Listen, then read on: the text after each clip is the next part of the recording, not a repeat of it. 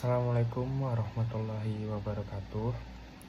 Perkenalkan, nama saya Muhammad Fauzan Hadin.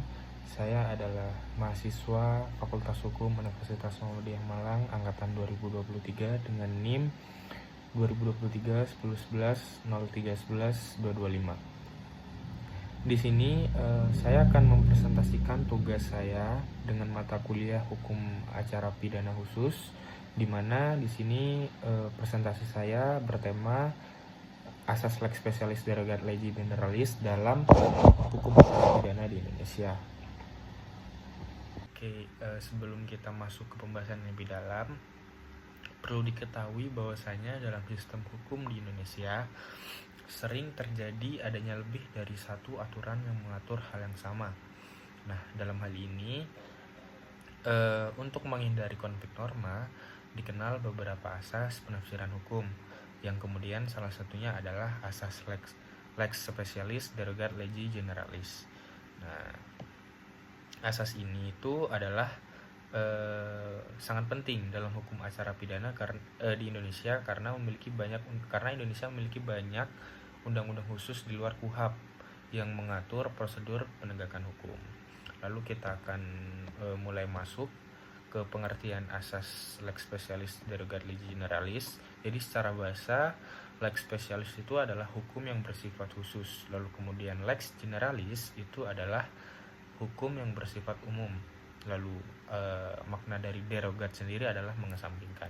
Jadi pengertian dari asas ini adalah aturan hukum yang bersifat khusus mengesampingkan aturan hukum yang bersifat umum apabila kemudian ada suatu peraturan yang mengatur hal yang sama. Jadi contoh sederhananya, apabila KUHP itu kan hukum acara pidana umum, lalu kemudian ada undang-undang tipikor yang kemudian itu mengatur hukum acara pidana khusus.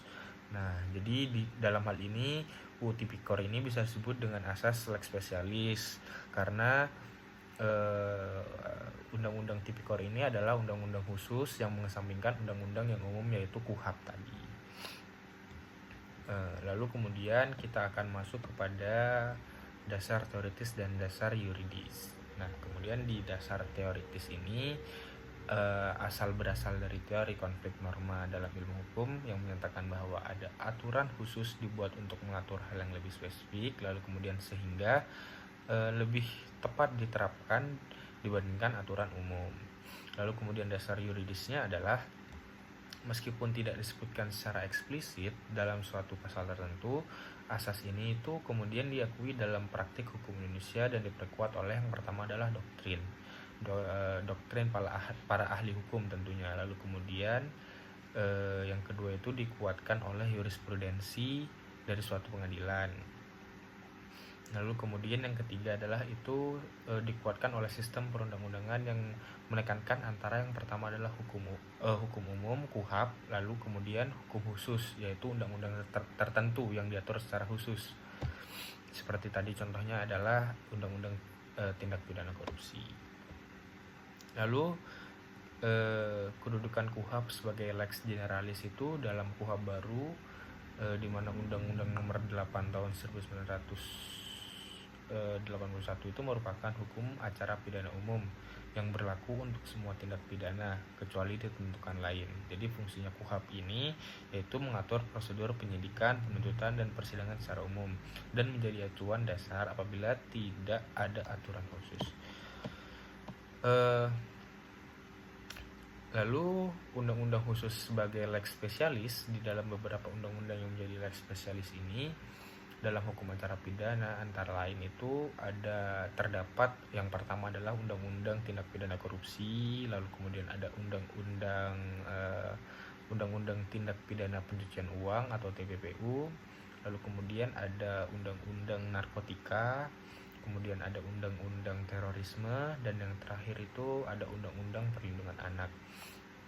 Nah, di dalam undang-undang yang tadi sudah saya sebutkan itu memiliki prosedur khusus dan kewenangan khusus aparat penegak hukum sehingga mekanisme pembuktiannya juga menjadi berbeda.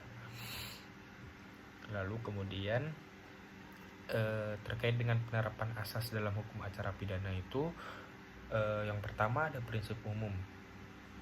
Jika terdapat aturan khusus, gunakanlah aturan khusus. Lalu kemudian jika tidak diatur dalam aturan khusus, kembalilah ke KUHP, di mana KUHP ini adalah aturan umumnya. Jadi misal contoh konkretnya nih, dalam tindak pidana korupsi. Nah, dalam tindak pidana korupsi itu penahanannya itu dapat lebih lama dibandingkan KUHP. Lalu kemudian adanya kewenangan khusus oleh KPK. Nah, di sini menunjukkan bahwasannya di dalam tindak pidana korupsi, KUHP ini lebih mengacu kepada umum. Artinya maksudnya kemudian di dalam Undang-Undang Tindak Pidana Korupsi dia itu mengatur khusus terkait dengan tindak pidana korupsi. Berbeda dengan KUHP yang dimana dalam KUHP itu mengatur berbagai tindak pidana yang lain, tidak khusus.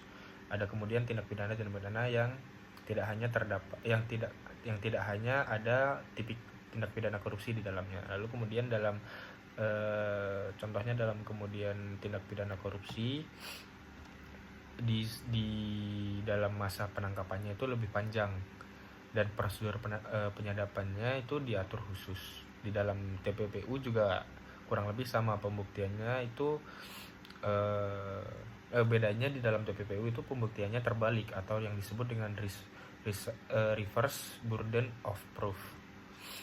Lalu kemudian syarat berlakunya lex specialis itu agar asas ini dapat diterapkan harus memenuhi beberapa syarat. Yang pertama itu adalah terdapat dua aturan yang mengatur hal yang sama. Lalu kemudian syarat yang kedua adalah salah satu bersifat umum dan yang lainnya bersifat khusus. Lalu kemudian syarat yang ketiga adalah terdapat konflik atau perbedaan pengaturan. Lalu syarat yang keempat atau syarat yang terakhir adalah aturan khusus ini memang dimaksudkan untuk menyimpangi aturan umum. Jadi untuk berlakunya lex specialis ini harus memenuhi keempat syarat ini agar bisa diterapkan. Lalu adapun batasan penerapan asas lex specialis ini, asas ini tidak berlaku mutlak. Jadi artinya itu terdapat batasan dalam penerapan asasnya. Yang pertama adalah tidak boleh bertentangan dengan konstitusi, itu sudah sangat jelas. Lalu kemudian yang kedua itu adalah tidak boleh menghilangkan hak asasi manusia. Dan yang terakhir adalah harus tetap dalam kerangka sistem hukum nasional. Jadi jika aturan khusus melanggar Undang-Undang 1945 maka dapat diuji di Mahkamah Konstitusi. Lalu kemudian kita akan masuk ke dalam teknis. Dalam permasalahan praktik, beberapa masalah yang sering muncul itu adalah tumpang tindih pengaturan. Jadi contohnya KUHP versus undang-undang khusus itu berbeda prosedur dalam menyelesaikan tindak pidana, mengadili sebuah tindakan pidana. Itu prosedurnya berbeda. Lalu kemudian permasalahan yang kedua adalah multitafsir, di mana dalam hal ini penegak hukum itu bisa berbeda pendapat mulai dari soal mana yang lebih khusus dan kemudian mana yang harus diprioritaskan. Lalu kemudian permasalahan yang ketiga adalah potensi penyalahgunaan kewenangan.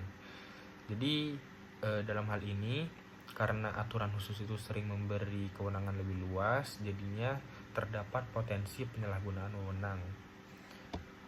Lalu kemudian adapun hubungan dengan asas lain, asas ini sering dikaitkan dengan asas yang bernama lex posterior derogat legi priori, yang kemudian artinya adalah hukum yang baru mengesampingkan hukum yang lama, dan juga dengan asas lex superior derogat legi inferiori, yang artinya hukum yang lebih tinggi mengesampingkan yang lebih rendah. Nah, ketiga asas lex ini itu digunakan bersama dalam menyelesaikan konflik norma. Oke, lanjut kepada 3 asas penyelesaian konflik norma. Di dalam praktiknya asas lex specialis ini tidak berdiri sendiri seperti yang tadi sudah saya jelaskan. terdapat 3 asas yang tadi sudah saya sebutkan itu, yang kemudian digunakan bersama-sama untuk menjaga koherensi sistem hukum dan menentukan norma-norma yang harus diterapkan dalam suatu perkara. Saya akan mencoba untuk menjelaskan lebih detail lagi terkait dengan ketiga asas tadi. Yang pertama adalah lex superior derogat legi inferiori, yang kemudian artinya adalah hukum yang memiliki hierarki lebih tinggi yang mengesampingkan hukum yang berkedudukan lebih rendah. Nah, asas ini berkaitan erat dengan tata urutan peraturan perundang-undangan atau yang disebut dengan hierarki perundang-undangan sebagaimana diatur dalam Undang-Undang Nomor 12 Tahun 2011, di mana Undang-Undang Dasar 1945 itu berada di puncak hierarki. Lalu kemudian asas yang berikutnya yaitu lex posterior derogat legi priori, yang kemudian artinya adalah hukum yang lebih baru itu mengesampingkan hukum yang lebih lama. Nah, asas ini relevan ketika dua peraturan setingkat mengatur materi yang sama namun diundangkan pada waktu yang berbeda. Peraturan yang lebih baru itu dianggap mencerminkan kehendak pembentuk undang-undang yang lebih mutakhir. Lalu kemudian yang sudah saya jelaskan dari awal, mulai dari pengertian tadi dan sesuai dengan tema presentasi ini, yaitu lex specialis derogat legi dan generali. Kemudian saya akan kembali lagi kepada landasan yuridis, di mana pada pasal 63 ayat 2 KUHP Kitab Undang-Undang Hukum Pidana, bunyi ketentuannya adalah jika suatu perbuatan masuk dalam suatu aturan pidana yang umum diatur pula dalam aturan pidana yang khusus, maka hanya yang khusus itulah yang diterapkan. Jadi dalam pasal 63 ayat 2 ini merupakan norma konflik yang secara eksplisit mengakui dan legitimasi penerapan asas lex specialis dalam sistem hukum pidana di Indonesia. Ketentuan ini tentunya menunjukkan bahwasanya pembentuk undang-undang sejak awal telah mengantisipasi adanya overlap pengaturan antara hukum pidana umum dan hukum pidana khusus. Lalu kemudian ada implikasi normatifnya, yang kemudian pasal ini menegaskan beberapa hal penting, yaitu yang pertama adalah ketentuan khusus harus didahulukan di atas kepentingan umum dalam penerapan hukum pidana, dan hakim, jaksa penuntut umum wajib mengidentifikasi apakah suatu perbuatan masuk dalam undang-undang khusus sebelum menerapkan KUHP atau Kitab Undang-Undang Hukum Pidana. Lalu yang berikutnya adalah penerapan norma umum barulah dilakukan apabila tidak ada norma khusus yang relevan, dan yang terakhir, asas ini berlaku pula secara mutatis mutandis dalam ranah hukum acara pidana, jadi bukan hanya hukum pidana material. Lalu kemudian saya akan masuk ke detail asas lex generalis ini dan batas-batasannya di dalam ruang lingkup KUHP sendiri sebagai hukum umum, yaitu KUHP mengatur keseluruhan proses peradilan pidana secara komprehensif, lalu mulai dari penyelidikan, penyidikan, penuntutan, pemeriksaan, dan sidang pengadilan hingga pelaksanaan putusan. Jadi KUHP ini memberikan standar minimum perlindungan hak tersangka atau terdakwa yang berlaku universal untuk semua jenis tindak pidana. Lalu adapun keterbatasan KUHP dalam menghadapi kejahatan khusus, dalam KUHP itu dirancang pada tahun 1981 dan tidak mengantisipasi perkembangan kejahatan terorganisir modern seperti korupsi sistematik, perdagangan narkotika lintas negara, terorisme, dan tindak pidana narkoba yang kompleks. Nah, prosedur standar KUHP ini seringkali tidak efektif untuk mengungkap kejahatan-kejahatan tersebut yang memerlukan pendekatan penyidikan yang berbeda. Sehingga makna dari lex generalis ini sangat-sangat menunjukkan bahwasanya perbedaan prosedur dalam penanganan suatu tindak pidana itu jelas mendahulukan peraturan-peraturan yang khusus daripada peraturan-peraturan yang umum. Lalu adapun respon pembentukan undang-undang untuk mengatasi keterbatasan tersebut, dibentuklah berbagai undang-undang khusus yang turut memuat ketentuan hukum acara tersendiri. Lalu adapun contoh penerapan undang-undang khusus versus KUHP, Contohnya itu di Undang-Undang Tindak Pidana Korupsi itu pembuktiannya terbalik. Di sini penjelasan lebih detailnya bahwasanya Undang-Undang Nomor 31 tahun 1999 junto Undang-Undang Nomor 20 tahun 2001 itu memperkenalkan pembuktian terbalik atau yang disebut dengan reversal of burden of proof, khususnya untuk tindak pidana gratifikasi. Terdakwa itu wajib membuktikan bahwa harta kekayaan bukan berasal dari tindak pidana korupsi, 4 prinsip yang tidak dikenal dalam KUHP. Selain itu, kewenangan penyadapan diberikan sebagai instrumen pengungkapan korupsi. Lalu di Undang-Undang Narkotika itu teknik penyidikannya khusus. Di Undang-Undang Nomor 35 tahun 2009 tentang narkotika memperbolehkan teknik penyidikan undercover buy atau yang disebut dengan pembelian terselubung dan control delivery atau yang disebut dengan pengiriman yang diawasi. Nah, empat metode yang sama sekali tidak diatur dalam KUHP. Teknik ini dianggap esensial untuk mengungkapkan jaringan narkotika yang terorganisasi, namun juga memerlukan pengawasan ketat untuk mencegah penyalahgunaan. Lalu yang terakhir adalah Undang-Undang Terorisme, di mana penahanan ini diperpanjang dalam Undang-Undang Nomor 5 tahun 2018 tentang pemberantasan tindak pidana terorisme, mengatur masa penahanan yang lebih panjang dibandingkan KUHP serta kewenangan penangkapan yang lebih luas. Nah, penyidik dapat menahan tersangka terorisme hingga 14 hari dan itu dapat diperpanjang sebelum dikenakan ketentuan KUHP guna kepentingan penyelidikan jaringan teroris yang kompleks. Baik, kesimpulan yang dapat ditarik daripada hasil presentasi pada materi kali ini adalah bahwasanya asas lex specialis derogat legis generalis ini berarti aturan khusus yang kemudian mengesampingkan aturan umum. Dalam hukum acara pidana, KUHP itu sebagai lex generalis, kemudian undang-undang khusus itu sebagai lex specialis.